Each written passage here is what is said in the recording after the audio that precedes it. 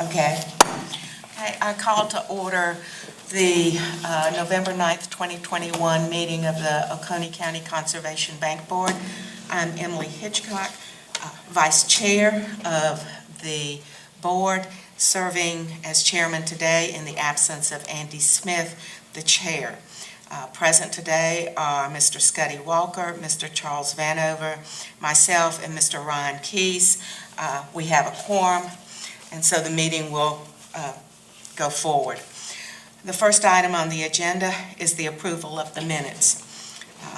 Do I have a motion related to the September 21st, 2021 minutes? I make a motion to approve. I second. Okay, motion by Ryan, second by Charlie. Any discussion? All in favor, say aye. Aye. It is unanimous.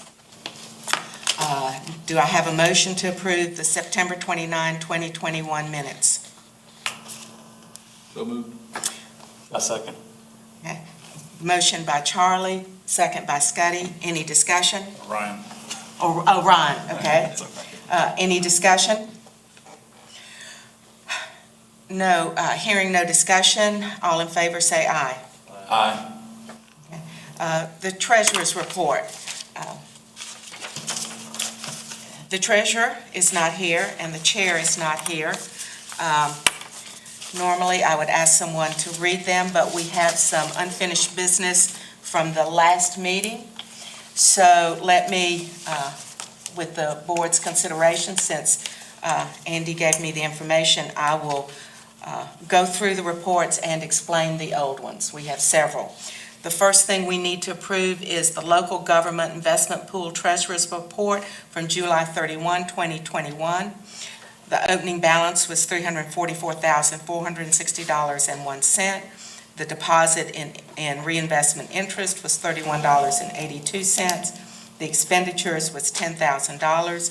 The balance in the account at the end of the period was $334,491.83. Do we have a motion to approve?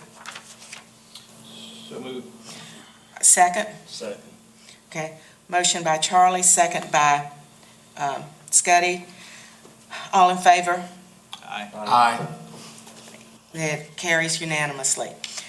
The treasurer's report for Community First Bank, period ending July 31, 2021. The opening balance was $4,920. Deposits was the $10,000, which was the money that came out of the local government. The expenditures was $15, and that was for the incoming wire fee that Community First Bank charges us. And I do have the statement from Community Bank if anyone wants to see it, because these are some of the issues we had questions with at the last meeting. So with that, the ending balance was $14,905. Do I have a motion to approve? I make a motion to approve. Second. Okay, motion by Ryan, second by Charlie. All in favor? Aye. Carries unanimously.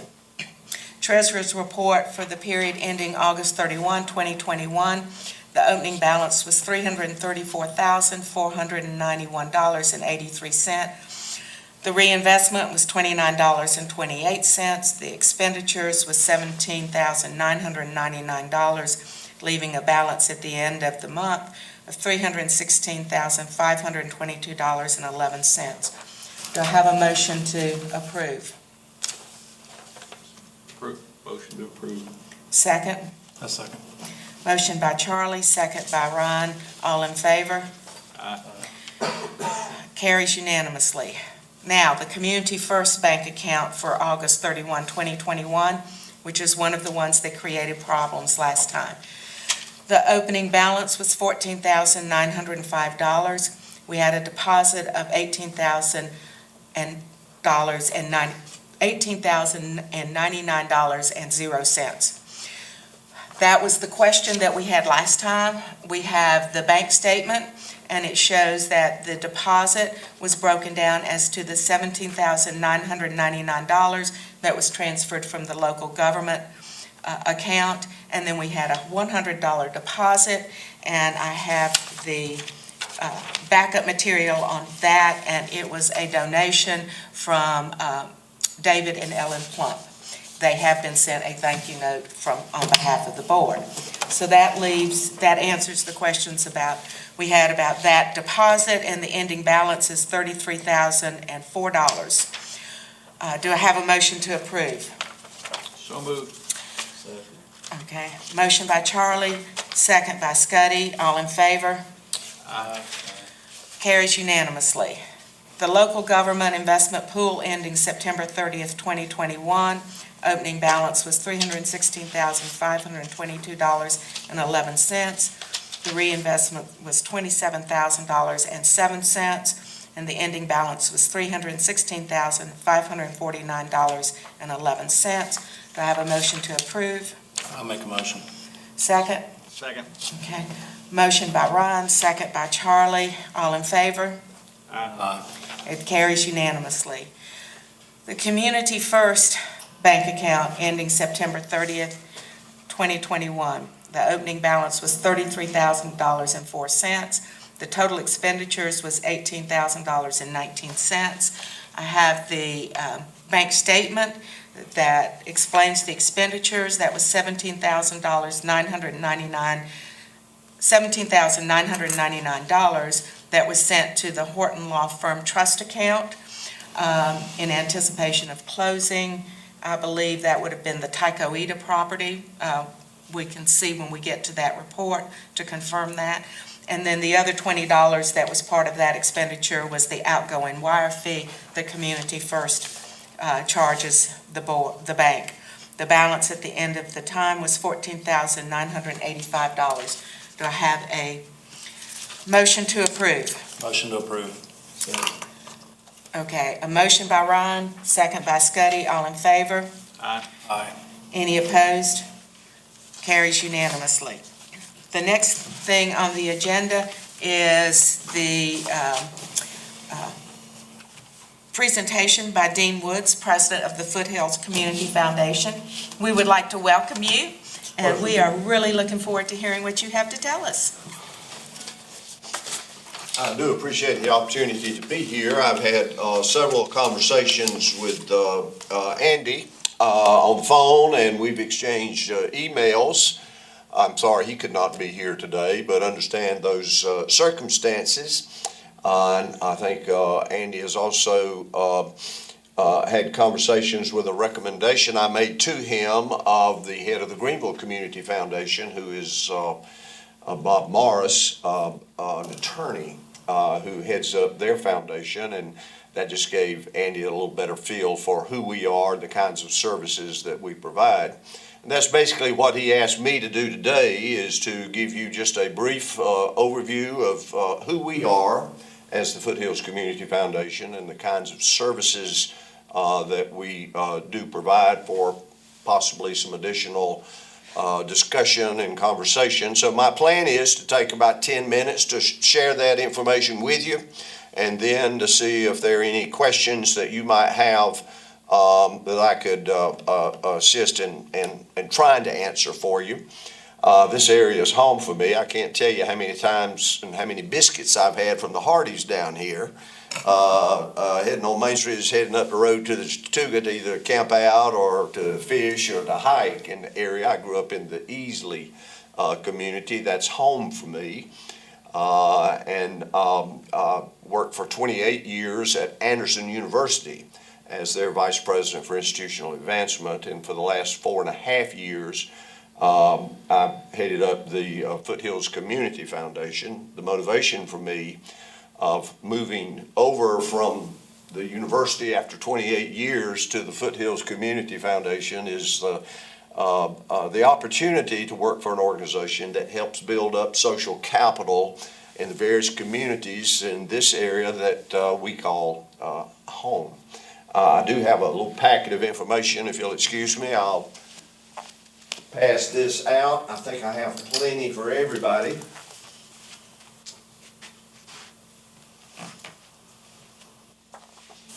I will not read all of this information to you. I might point out a few things there, and I'll leave a couple of Thanks.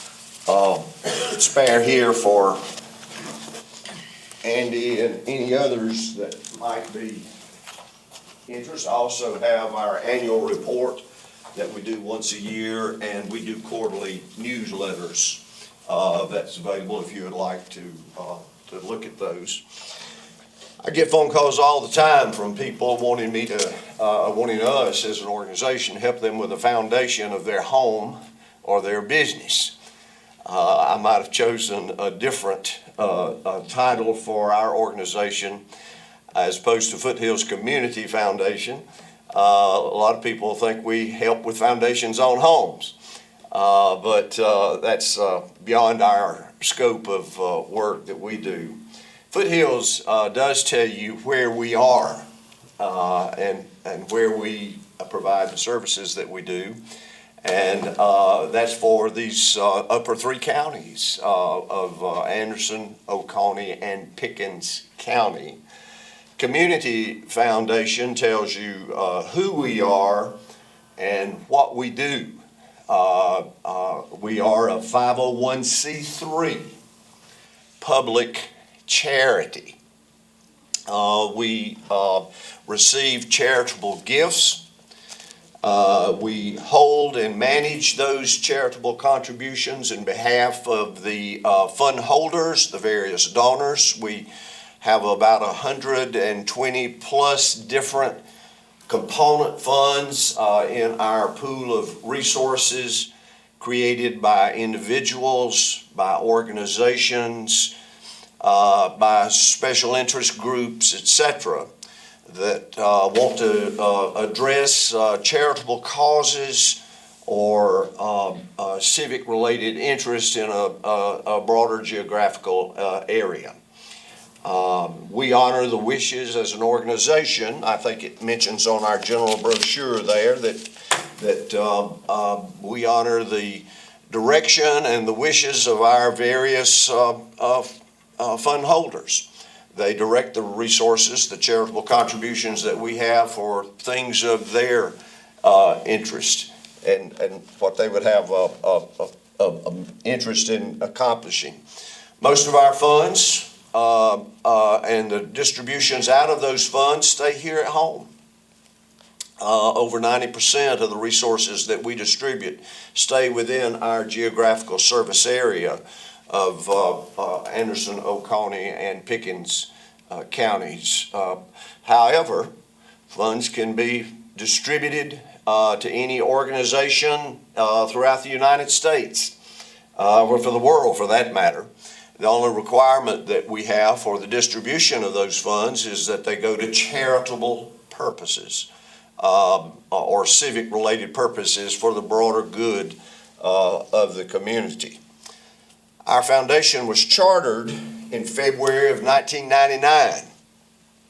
So that makes us over 20 years of being in existence as a community foundation.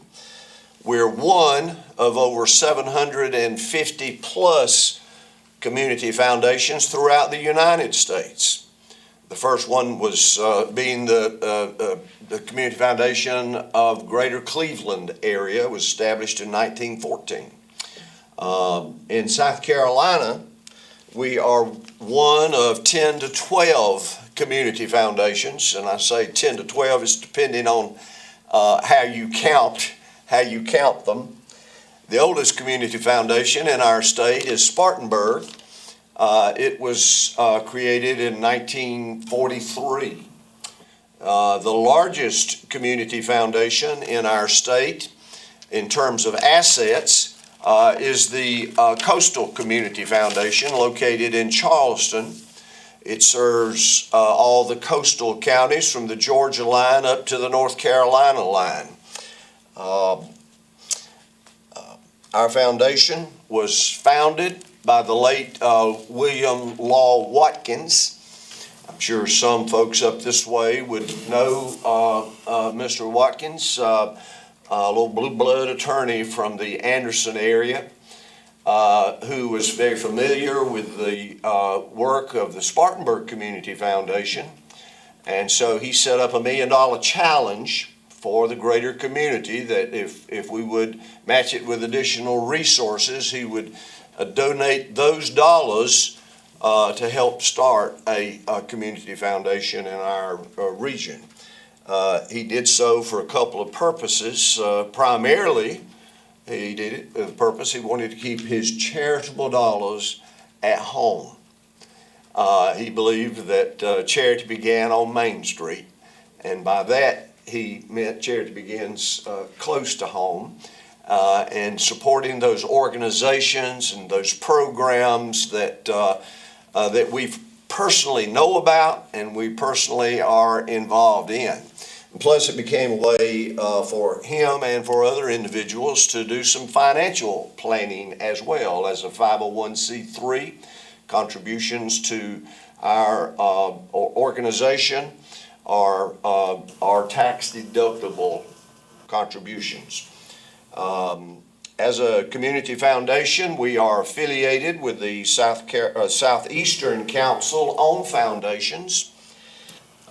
We have met national standards for community foundations with the Council of Foundations located in Washington, D.C. We've been recognized by Charity, it's not Charity Navigator. Yes, it is. Charity Navigator as a 4-star charity. And that's based on our record of governance and our financial accountability.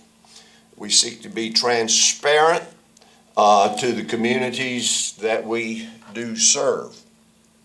The basic information I've handed to you here just gives you a very simple and basic overview of what a community foundation is. Basically, as you go through the various sections, donors give through the foundation. We don't do anything but help accomplish the objectives and purposes of the various fund holders. But donors give through the foundation to help accomplish what their interests are and what their charitable goals are.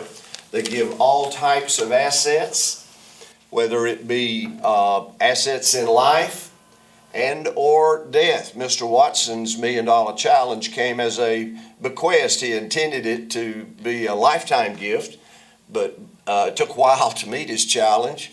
And so it came to us through a bequest in his will. So I think that's, and he's not here to speak for himself, but I believe this is part of the interest that Andy had in speaking with us, is the opportunity to receive some charitable contributions. I noticed the contribution you just received in the report you had approved. As an organization, I don't think you're able to present them a thank you letter and that can be used for a charitable deduction if they needed it. Well, actually, governmental entities can accept, those are deductible, but not under the same part of the IRS code. Well, so you can receive it, but you cannot, can they deduct it? Yes, That is information I was not aware of. government, donations to government entities are So, deductible. But it's a different tax code. Well, we are approved as a 501c3 organization. Contributions to us, again, whether in life or death, can be deducted for charitable purposes if needed and if desired. And that's part of the advantages of a community foundation and creating a fund. You can give your contributions now when you need the tax break and benefits, and then you can decide at later dates when and how you would like to transfer those resources or distribute those resources as grants. Most of our funds are from individuals who hold various resources and funds for charitable purposes at our organization, but other types of funds includes charitable agencies. They include corporations, churches, etc. We can service those with various types of funds, but see if there's anything here else. Funds are given through the foundation for specific funds, or you can contribute to anybody's fund if you choose to do so. They're carefully invested through the foundation, through investment guidelines that we have that I will mention in just a few moments, to allow grants for good forever. Our purpose in our investments are in long-term capital growth, and the whole benefit of a community foundation is growing a charitable corpus, a social package of resources that can be invested for good things within the greater community. We do have several government-related funds at our place. The Pendleton Historic District has an endowed fund with us. Anderson County has a library fund with us. They have a museum fund with us. You may be aware of the Greater Anderson Air Show that they do every few years there. Those resources are run through our organization through a special fund that we have with them. What happens is organizations of that nature fall under our 501c3 umbrella, as we determine that the purpose of the organization is for the greater community good, and then they fall under the various umbrella of our 501c3. Our last audit was completed in June 30 of 2021. That will not be reported in our annual report. We have to wait till we get our audit done, and we've just finished our last fiscal year audit just a few weeks ago, and that annual report will be completed in December and January of this year, showing that audit. But with our last audit, it showed us having assets of $35 million plus. And in terms of total grants that we've distributed, and as I've mentioned just a few moments earlier, the majority of those grants, 90+%, go to the local community as directed by, and it only makes sense. If you have a fund and you live in Westminster, you're going to support those organizations, those programs that you know about in the Westminster area. So last year's first time we've been over $2 million in annual grant making in our 20+ year history. We consistently rank in the top 15 of all grant making organizations of any type within our state. And that is a goal that we're very happy about. If we continue to do grant making of over $2 million plus a year, we'll move into the top 10 of grant making organizations in our state. I will tell you that we do have some funds in this area that you'd be familiar with. We have the Trey Bell Scholarship Fund at Walhalla High School.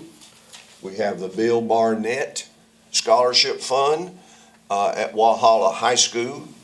It's run through our organization. We have the Sandra Myers Scholarship Fund at West Oak. We have the Rotary Walhalla Club here in Walhalla. They have an endowed fund at our place. And we manage the Duke Energy Habitat Enhancement Fund.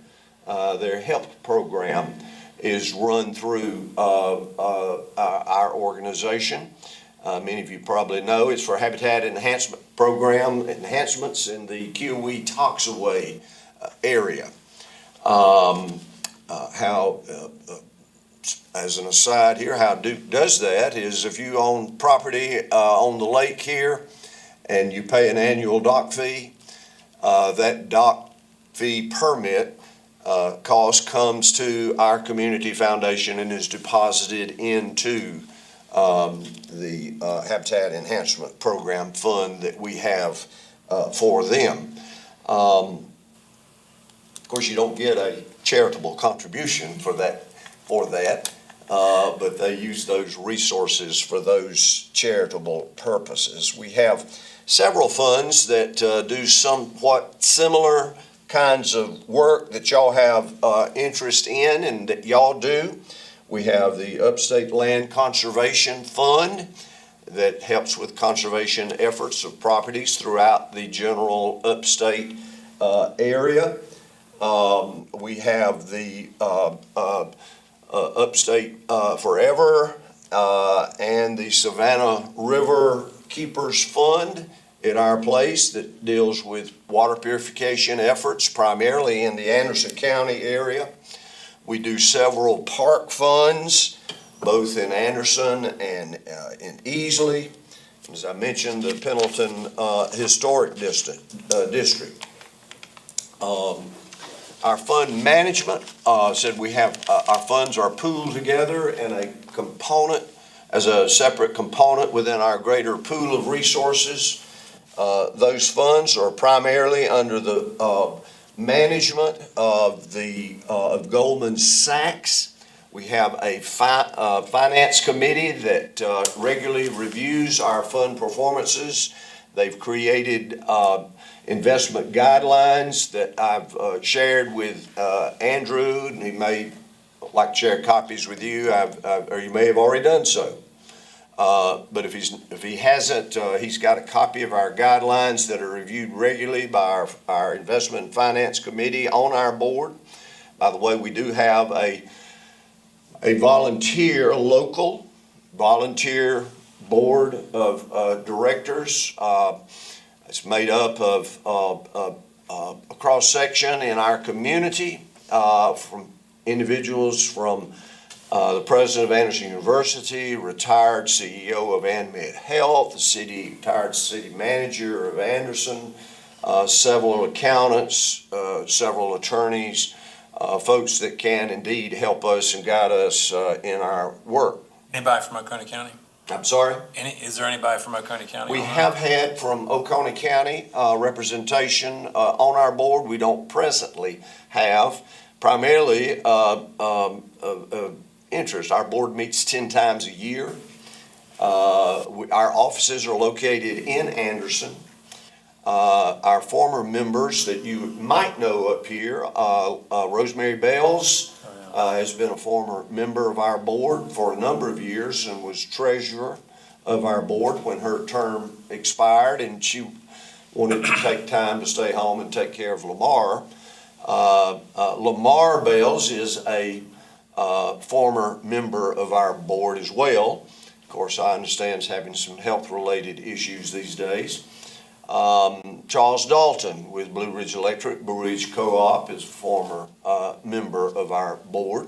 We're happy to have members from this area. If they would choose to be interested and involved, we would certainly welcome that continue. We did have Glenn Budden, who was one of your local bank presidents, served at one time, then as what happens with bank presidents or geographical probably get transferred. So Glenn got transferred to the Anderson Bank about the time we had him recruited to join our board. But we have 16 board members, and we do meet regularly. We do charge fees for particular funds, and funds of this nature, very similar to the Savannah River Keepers Upstate Forever Fund that we have. Our fees are 1% per year for the first $500,000, 0.75% for the next $1 million, and then anything over 1.5% is over 1.5 million is 0.4%. And those fees are paid, that's calculated quarterly. They're annual fees payable quarterly to the foundation. Our investment objective is for long-term capital growth. And I've given you a report in that little handout that I've shared that shows you our weighted returns of the foundation over the years. In 2020, for instance, our weighted return net of expenses was 9.17% compared to our blended benchmark of 12.28%. We did have a word with our fund managers of why we missed out on being lower than our blended benchmark. And I was very pleased with their response. He said, well, we made wrong conclusions. We felt like the market would be down during the global pandemic. So they erred, in my appreciation, and our committees, they erred on the side of safety by having a lower exposure to the market. Our norm in our investment policies, again, that Andrew has, is a 60-40. 60 and more equity investments as the norm, and 40 more in secure fixed kinds of returns. Our money managers with Goldman Sachs, they do have opportunities, flexibility within that norm as directed with our guidelines, but that is typically the norm. I can tell you that year-to-date, calendar year-to-date, as we sit here, as we have this meeting today, as of the end of October, our weighted return is 11.86% for this calendar year. And the bottom of the page is what I would draw your attention to, and it's one that we pay close attention to. You'll see our 3-year, you've heard me mention our 1-year rate of return for 2020, but our 3-year is 8.07%, 5-year 8.49%, and 10 years 6.91%.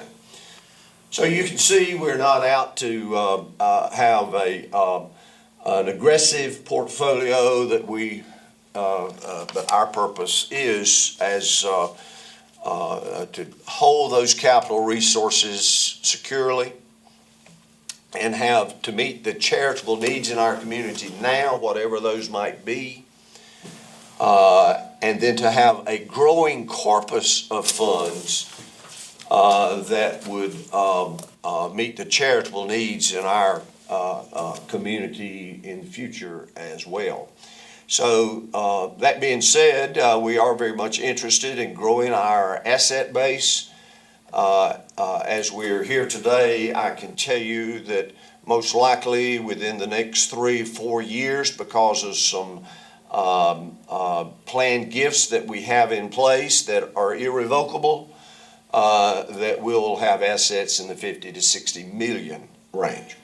And what excites me about that is if we're making 2.3 million in grants this past year, with between 27 and 30 million as it's grown.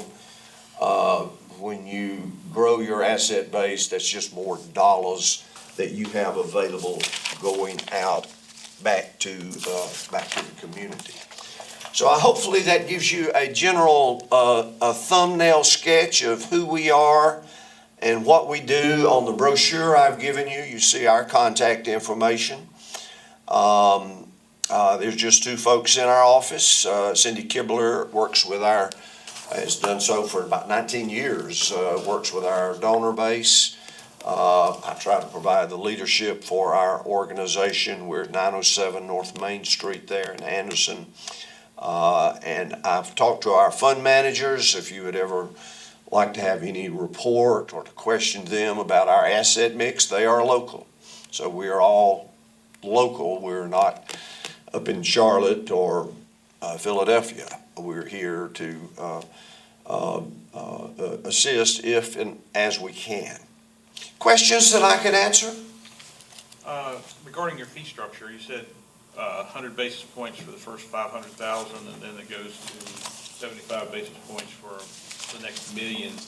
Is that stacked on top of each other? I mean, if somebody had...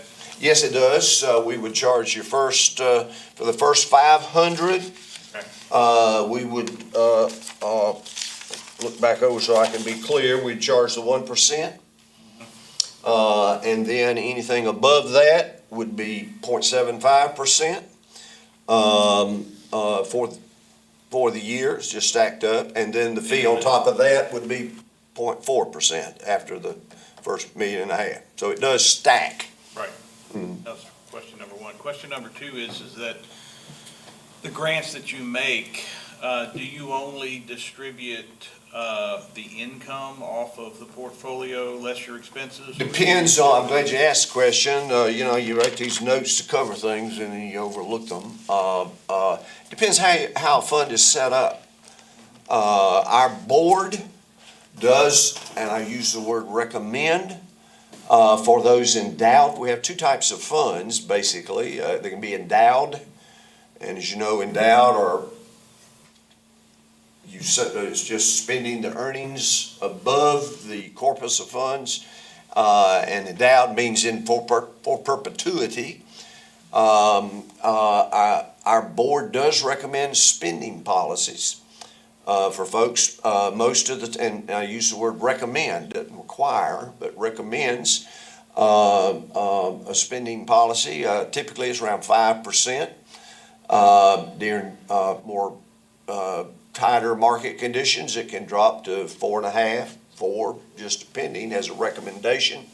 But the fund holder decides and can suggest in their fund a payout of a 5% rolling balance. One of our endowed funds has a 5% rolling balance of their fund regardless, a 3-year rolling balance. We take 5% of the balance, and that's their payout. We have other funds that are very restrictive, that takes into consideration the inflationary cost per year, the earnings at the foundation for the year, and if the combination of inflation and earnings is greater than a certain percentage, then we pay 5% out for them.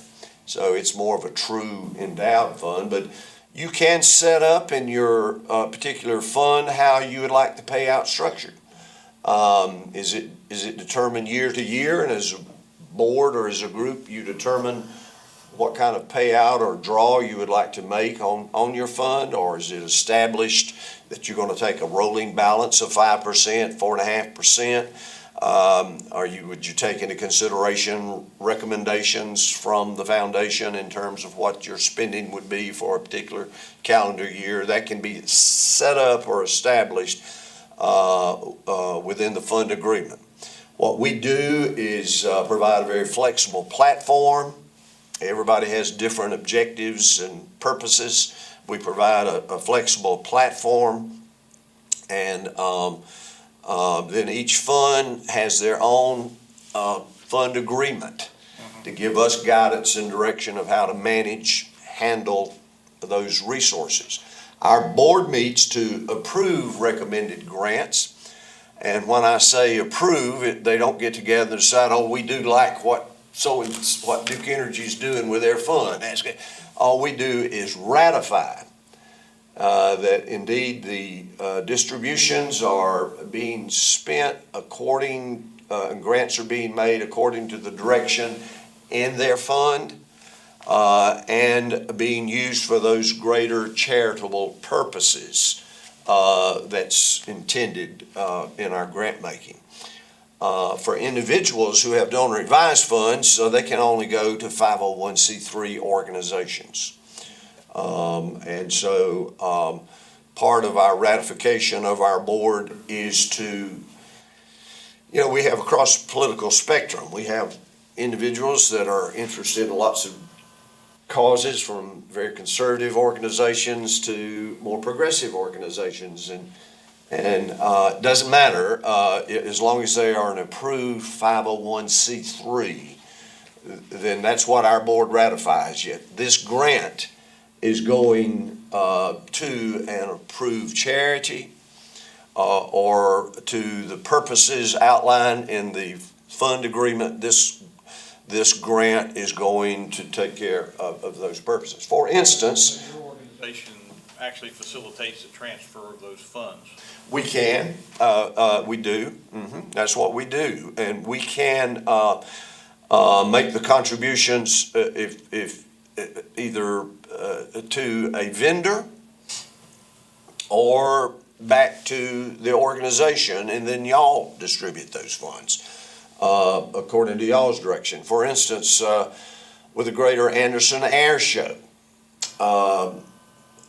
they wanted it removed from county government a little bit, for various reasons, off the county budget. And so contributions come in for sponsorships and donations, et cetera, for the fund. We acknowledge those funds. We hold them in charitable purposes, et cetera, for that function.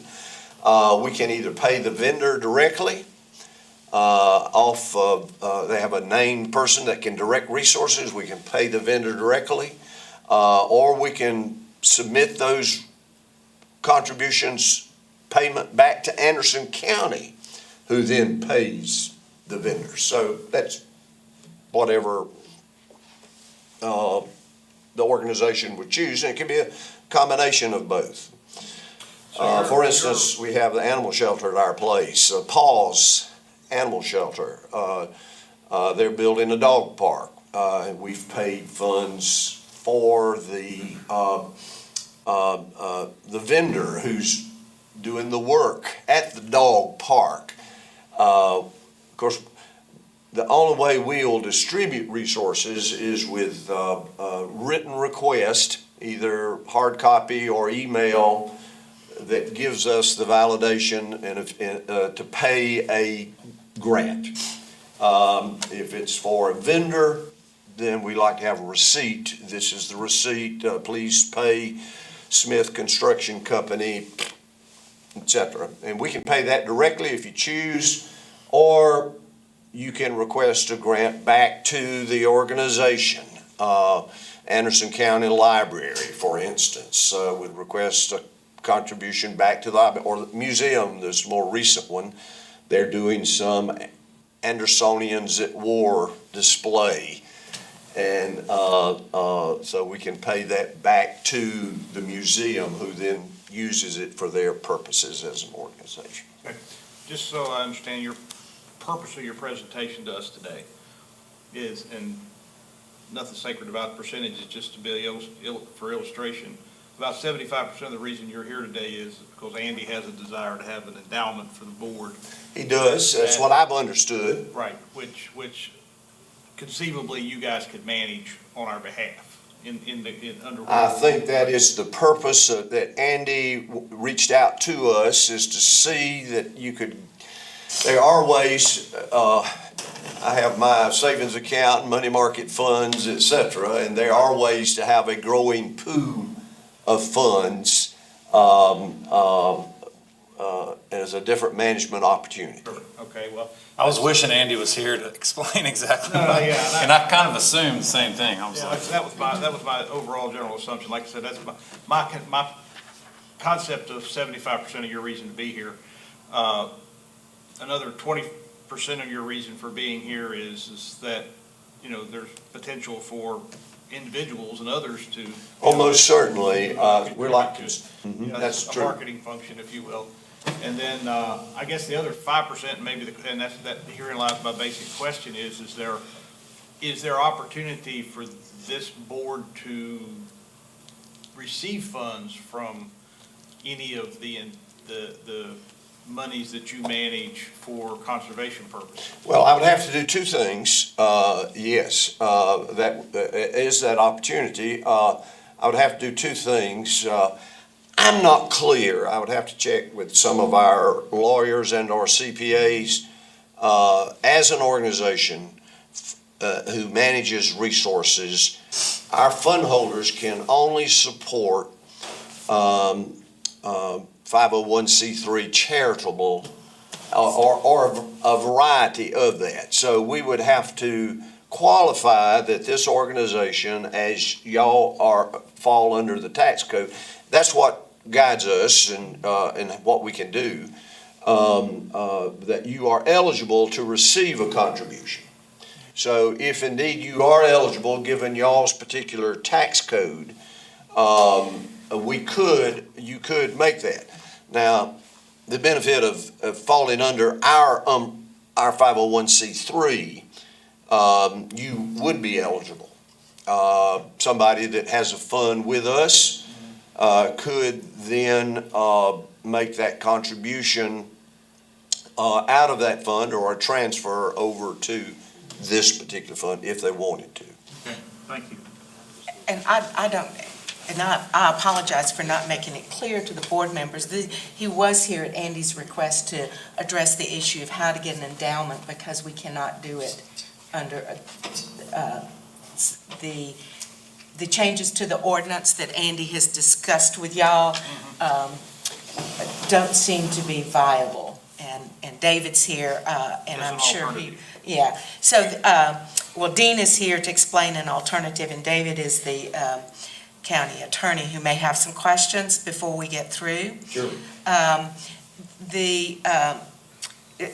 So I think that's it. The one thing, before we start kind of going down and spending a lot of energy at looking at whether or not we're eligible to accept donations, I think we all need to understand that even though, as I understand it, David, I'm not licensed and never have been in South Carolina, that we can receive donations, but if there's a 501c3 that can only give to 501c3s, we are not a 501c3. I understand. So it can be possible that you give to charities and yet could not give to us. That would be your structure that We would would have tell to us look and that. see, and there's Yes. some that you can stretch that. We don't pursue it a lot of times. For instance, we just recently turned down establishing a fund with the Kiowee Sailing Club. It's a social club, and it could very well be that we could make a charitable grant to the Kiowee Sailing Club, but you would have to go through a very extensive study and background to prove to the IRS that 100% of the contributions that are going to be used for scholarship help and not to benefit the social aspects of the members, that kind of thing. For example, we can't make a contribution to organizations that you would receive some sort of benefit from. We no longer make contributions to IPTAY. We had fund holders in the past who did make a request that send contribution to IPTAY. Well, that sounds pretty good. But now, of course, with the tax law changes, they do receive benefits. Now, someone said to us, "But we don't buy tickets."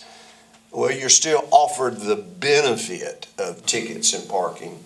So if someone has a request to make a contribution out of their charitable fund to IPTAY, we say, "I'm sorry, we can't do that anymore." So there are some kinds of circumstances that you could make too, like the Kiowee Sailing Club, and I forget what their tax code is, but it does, you have to go to a pretty extensive work to qualify that contribution. Yeah, I understand. Thank you. And I think one of the issues as a board is that we keep thinking in terms of grants, and I don't think that that's going to be our funding source. But that's a struggle that we need to make, that we're not going to be a recipient, because the entities that might give grants in the areas that we are functioning, such as Upstate Forever and the Duke Help program. Duke program, because we're not eligible for the Duke program, because they're not making grants to organizations, they're making grants for, just like we are. We make grants for specific projects. I agree, and your best opportunity that I would envision would be long-time blue blood citizens in this area that want That's to what I've been saying. conserve property, Yeah. the I've beauty been of saying the that area. since the day I joined this board. Yes. And, and the benefit of that, I can tell you that we have a fund in Clemson. Clemson had funds they set aside for they call their fund the Clemson Foundation Fund because they want to have that local ownership. But it was started by folks related to the city government there that they felt like, well, folks don't want to give charitable contributions to the government. Yes. And so they encouraged the creation of a separate nonprofit fund that individuals can give resources to that's not on the county budget. Yes. And so the opportunities, for instance, for required minimum distributions if you're 70 and a half. I don't know if y'all can receive those or not, but as a 501c3, folks can contribute their required minimum distribution up to $100,000 if they choose there. You can have bequest there. We receive all kinds of gifts, gifts of property, stock, appreciated assets that can be made, that are different funding kinds of sources there. But it's a benefit to keep it off as I think as a private fund. I think that this county experiences what you have articulated in terms of a distrust of the government getting hold of money and not using it the way it was intended. I think it's a both and trying to work, for instance, in Easy, we have a park and recreation fund. Yeah. You know, the government's doing a lot of support, and they couldn't do it without the government money. But then it's augmented and enhanced with private contributions. They have the Joe Leslie Scholarship Fund. You've eaten a hot dog at his place on the south end of Easley. Well, they want every kid in town to be able to participate in the recreational programs, regardless of who you are, if you're a citizen of the community. And so they've created this little scholarship fund that is people contribute to. Of course, they couldn't run the program without. So it's a combination of the private, public sector and things. So, were you wanting to answer to? Hey, I just wanted to briefly interject, Madam Chair, if I may. Yeah, certainly. Yeah, I talked to Andy. He showed me essentially a red line version of the current ordinance that created the endowment, tried to establish it, and going through that the way it was set up, it wasn't going to pass legal muster at that point. It was also going to, assuming it could, it wasn't going to be as attractive as a third-party entity serving to create a foundation endowment, however you want to set it up, and very difficult to administer. So talking to Andy about that, is that you may want to set this up or try to, if the concerns that you're raising about people donating, government restrictions on funds, government spending funds otherwise, and the different ways that y'all wanted to set this up, in a distinct way from the conservation bank funds now. I said, it'd be good to look at a third party to do it. Probably the only way, perhaps. Yeah.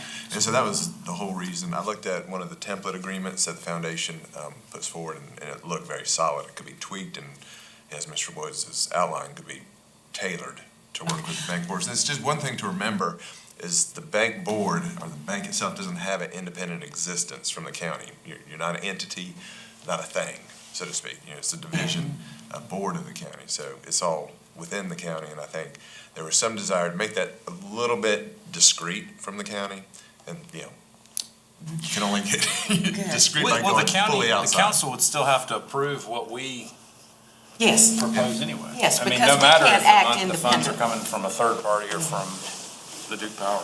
Correct. Yeah.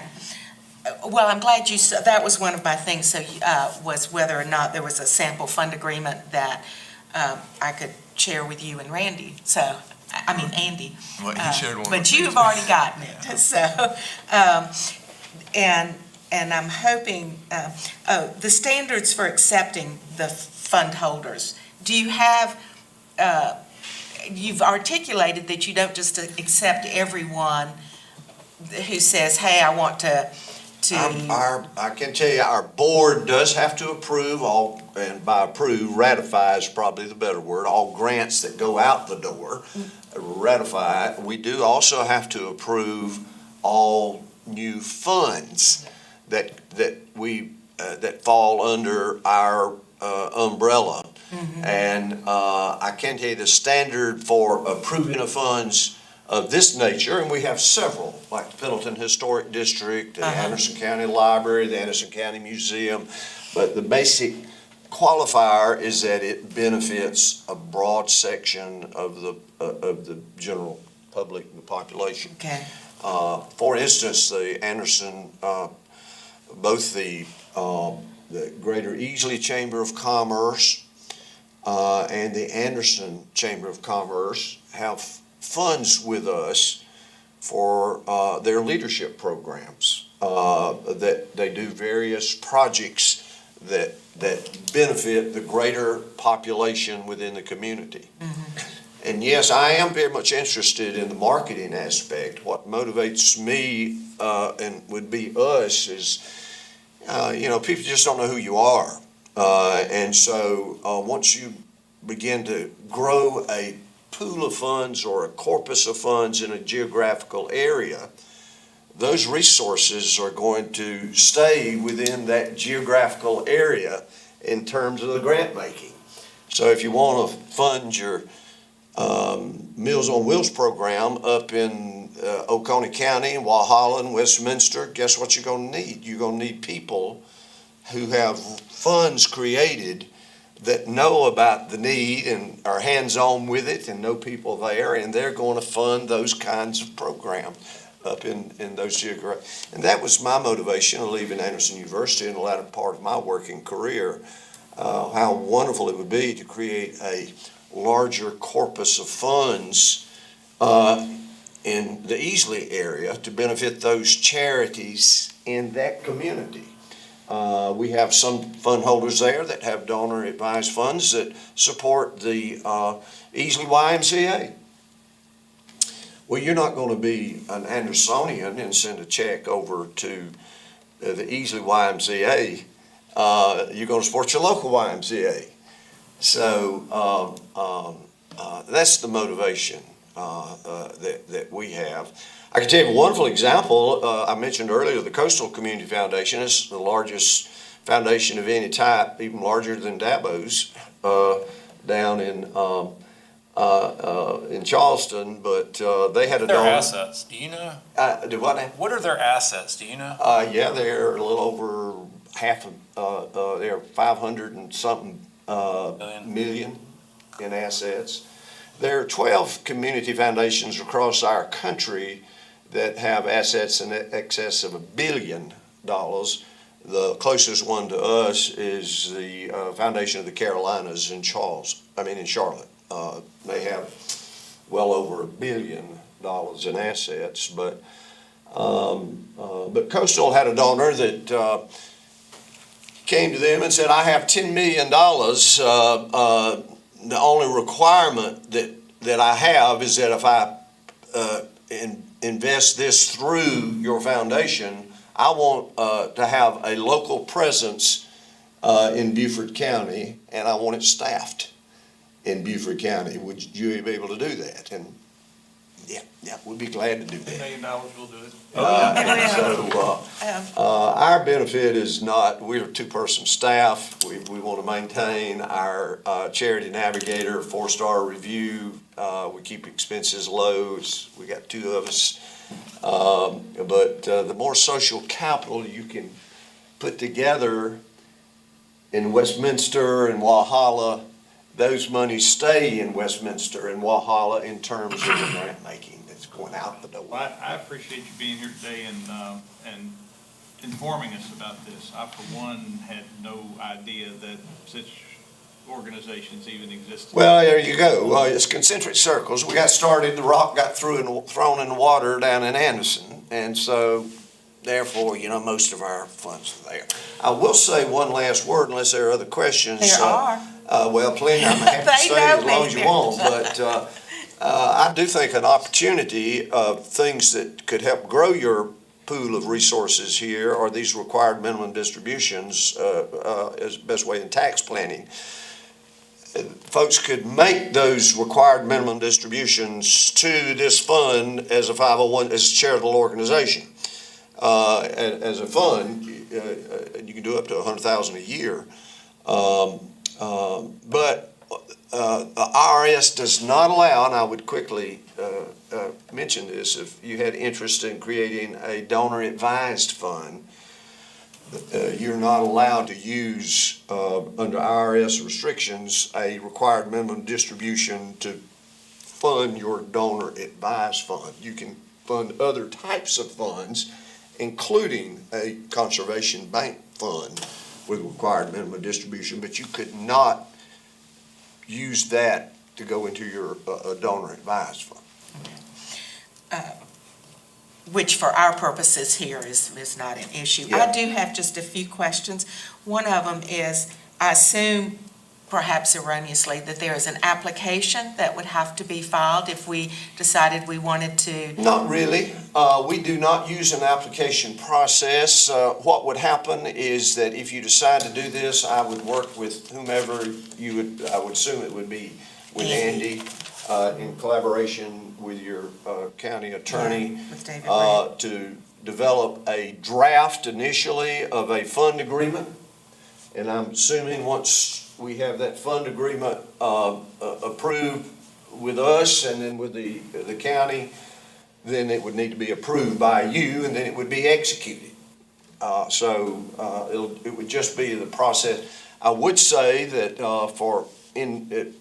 we do have a suggested, note I say the word suggested minimum, which to create a fund for individuals is $10,000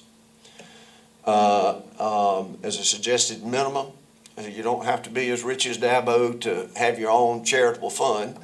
But for an endowed fund, we have a suggested minimum of $50,000. So you would easily be able to, of course, do that. Okay. Well, that was one of my questions, so thank you for that. And you answered that question. The fundraising assistance, my impression is that you do not provide fundraising assistance. With only two, no, with 120 different funds, 20 plus, obviously you can't help everybody. What we do is that we can provide an online gift opportunity. Okay. So folks can go to our website. You can do it right now. The website should be on the back of our brochure. I invite you to look at that. But we can and would be happy to place that on our website so folks could go and make a contribution directly. Funds do need to be made out to the Foothills community. If you're writing a check, it would need to be made out to the Foothills Community Foundation. You're falling under our 501c3, and the designated line or the purpose line would be for the Oconee County Conservation Bank, or the name, whatever name you choose for your fund. What we can do and do is we can assist you upon request. If you have individual donors that you would like to talk to, we're happy to be a part of that process with you.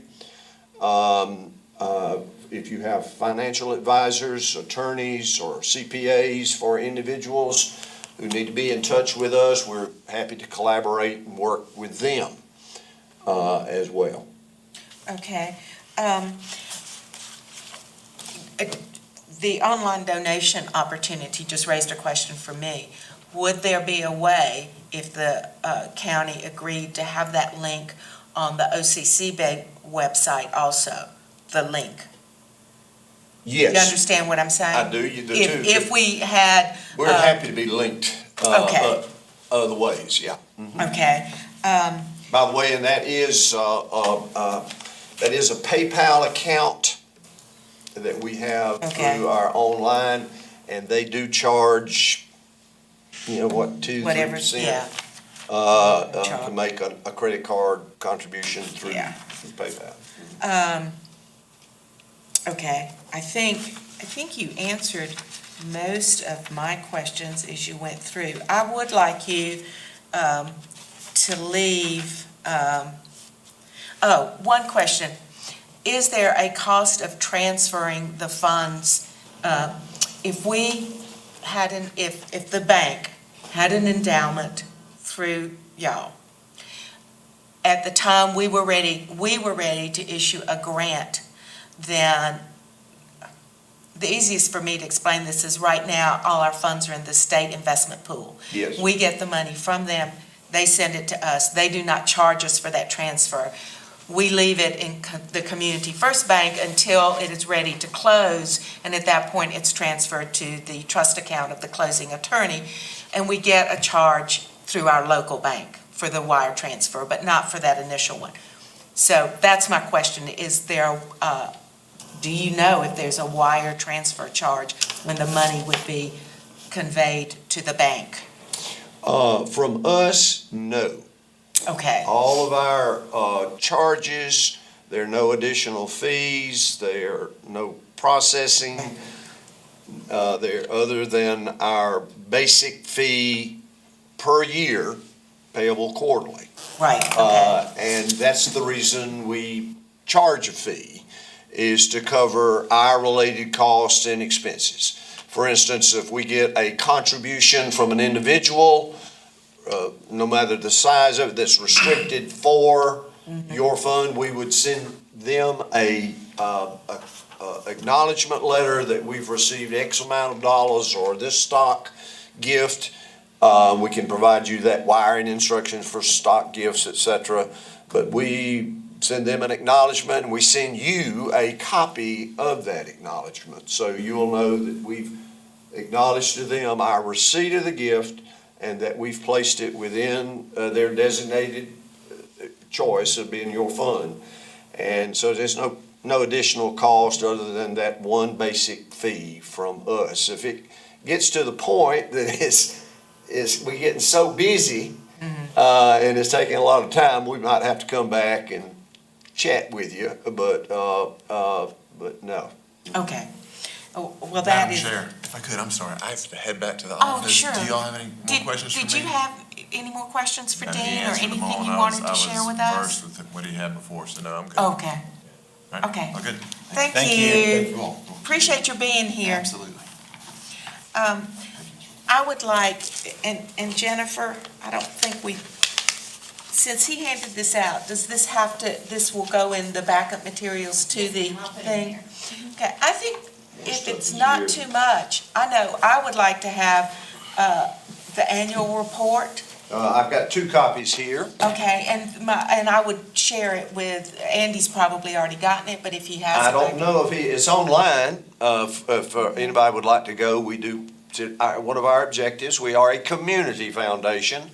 And so our transparency is with the community. So the only thing I would say that financials in the back of this that we do make available to the community, it is from from June 30 of 2020 that it would show, but I understand that yeah, it's. it's dated. But yeah, okay. they're there, So- and then we do send out quarterly newsletters and quarterly reports on your funds. And with your quarterly report on your fund, we include a newsletter, so I've got our last 3 quarterly reports. Andrew has this, but you may want to make it available. He has it electronically, but this is our investment guidelines and objectives. Okay. It's generally what I've mentioned to you. Okay, great. With the norm being a 60-40 kind of split. I'll make copies of this for You anybody can. who wants it, and then you can attach this one. And the annual report, I don't think, does not need to be given to us, but I'll just pick one up I'll just leave it individually. there, and again, to mention that it is online. We do. Actually, I'll just look at it online. Well, I'm gonna leave this stuff here. It doesn't do us any good sitting in the closet, so Okay. pass it out as you can. Before we thank Dean, does anybody else have a question? No. No? I'm happy to come back. Thank you.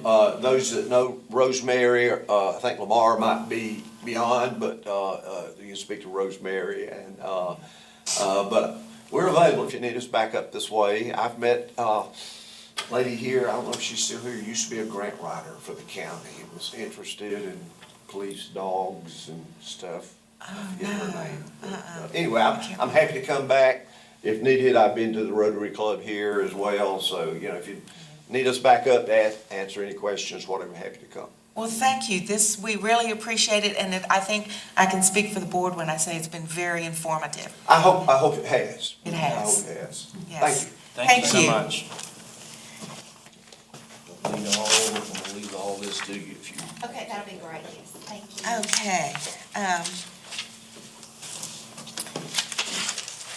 Let's see. Continuing with the agenda, we have the discussion items. And the first one relates to the OCCB policy transfer of property interest, which I need to, you had in your backup materials. This would be the new policy labeled 0005. I think because you did not nobody had a chance to look at it until the last minute, I would suggest that we all study this and plan to vote on it at the next meeting. I have actually thought of at least one thing. There is an attached application. The concept behind it is that we know the ordinance requires a fee simple owner who was funded as fee simple to get our approval of the transfer. A conservation easement owner, where the conservation easement was funded in part by us, that has to get our approval for the transfer. So the policy and the application in particularly kind of spread those out because there are different questions. If it's a conservation easement, what we really want to know is about the new land trust. They have to be, and what their plans are and what their monitoring is. If it's a fee simple, then they not only have to be an eligible recipient, but I think we're going to want to know what is their plan for the property? What steps are they taking? And do they understand that they have to sign a new agreement and that they have to have that language in the deed and that they have to enforce it for conservation purposes? So the application itself, I tried to keep it simple, but I still managed to make it 4 pages. And so I would urge everyone, the policy itself is only a couple of pages, but I would urge everyone to study it. And I'm going to go back and think about it some more, and I think Andy's going to be thinking about it. And I will send messages to Nick and Laura asking them specifically to look at this, and let's be prepared to talk about it. If there are suggested changes that you want to get in it before the next meeting, go ahead and let me know, and I'll be glad to throw them in there. I can highlight them, and that will facilitate discussion at the next meeting. So that is that particular discussion. The next item is the discussion or action regarding the amendment of the OCCB ordinance. As you could tell from this presentation, there is no draft for you to look at because at this time it's just not ready. They've really got to resolve the issue about what are we going to do about authorizing an endowment. And I think David was pretty clear that after he and Andy talked, the original concept we were talking about, which was the OCCB having the power to just establish an endowment and manage it, isn't going to work, but using something like the Foothills Community Foundation is an option, but we would still have to have the county's approval, which means it would have to be in the ordinance. So David and Andy will look at that some more and get back to us. one other thing that I think we need to all be thinking about as we look at the ordinance is the issue we've got with fee simple. Because for me, there are two things with the fee simple transfer. One is it requires the county to monitor and make sure that the conservation values are being adhered to. If there's a conservation easement on it, like with the,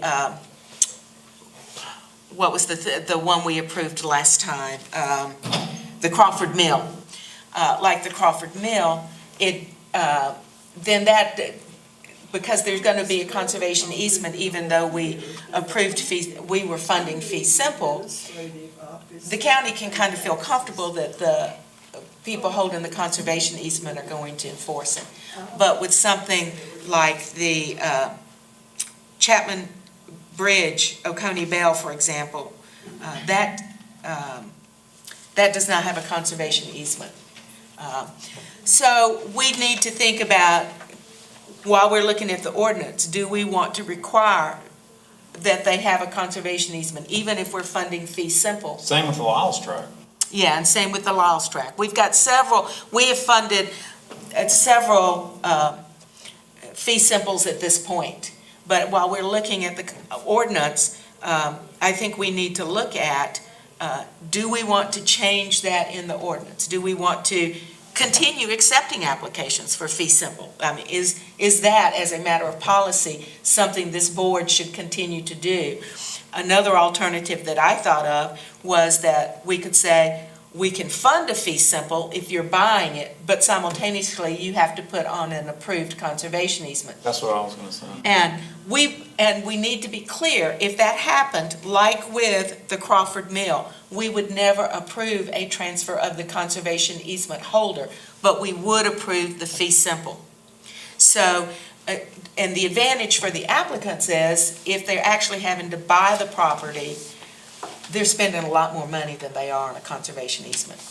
And there may be a third alternative that I haven't thought of, but I think that's something as a board we should all be looking It at. doesn't really change, the way I see it, it doesn't really change the nature of it being a fee simple transfer, but it gives permanent guidelines that we know are gonna have to be adhered to.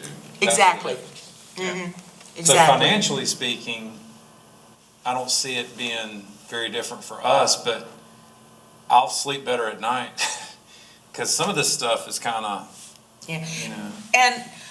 And that has been, I agree with you. One of my concerns is that this board and the county are not in the business of monitoring conservation easements. That's not our expertise, whereas the people who are qualified to hold a conservation easement, like Soil and Water, Upstate Forever, those are organizations who, Upstate Forever is a certified land trust, so they've gone through rigorous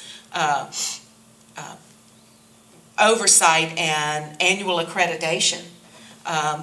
Soil and Water, because it's a governmental entity, is not accredited, but again, it is held to all of these standards by the government about the land, about the conservation easements that it holds.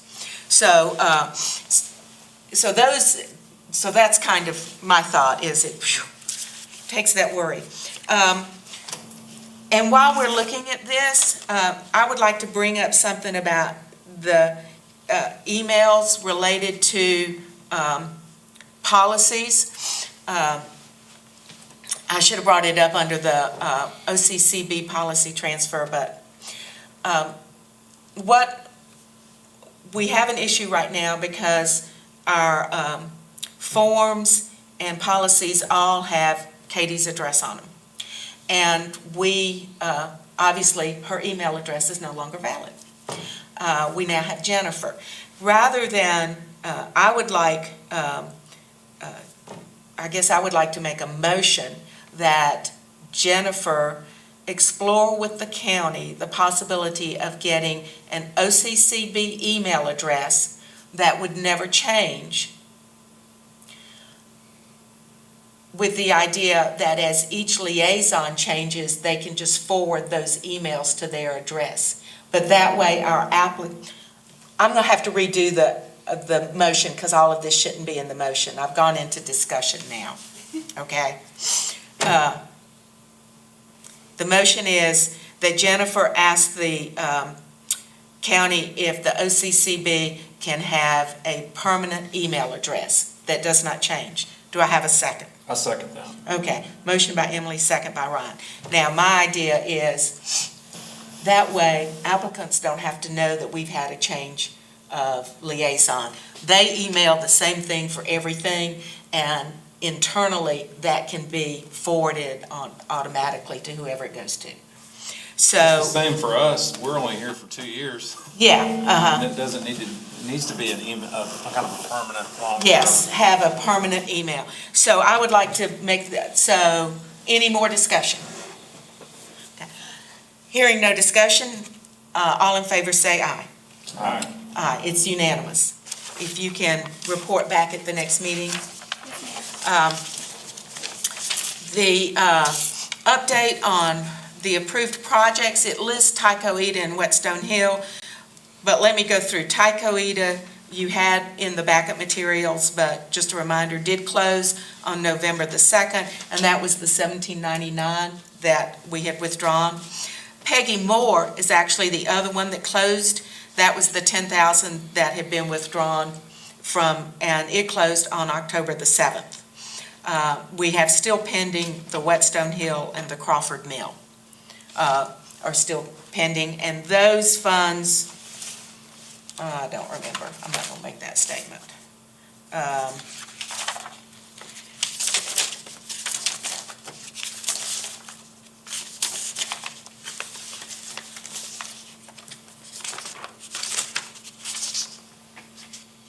It does not look like those funds have been transferred, so we're not close to closing. Andy usually makes this report. And you didn't mention anything of those magnitudes in Yeah. the treasurer's reports. So I don't know when those closings will be. So that is that item. And then we have the revised policy, policy 0002. And I, for the purpose of starting the discussion, well, do I hear a motion to adopt the revisions to policy number 0002 after removing the words draft and the highlighting from the form and adding the revision date October 9, 2021? That's a motion to adopt the revisions to this policy.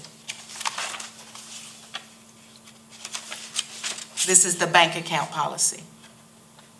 Somebody make a motion in a second. I so mean, we I'm can kind of discuss. like ignorant on this one. Okay. I am too. Okay, well, we'll discuss first. I'll come back to that motion. Yeah, just educate me quickly. Okay. This is our bank account policy, and it was revised for the purpose of adding the county administrator as well as the staff liaison as a person who can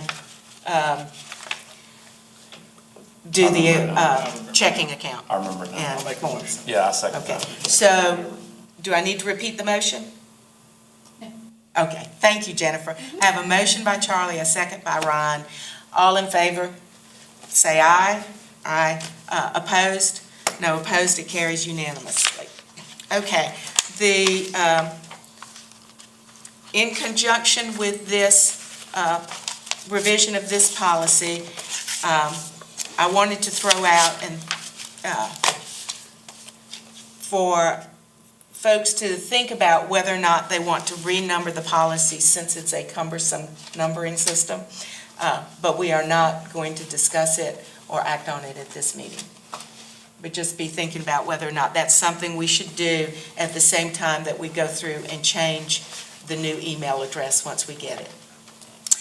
Okay. Is there any other business? And I don't remember, do I have to have a motion to adjourn? I believe I do under these rules. I'll make a motion to adjourn. Okay. We have a motion and a second. All in favor? Aye. Adjourned.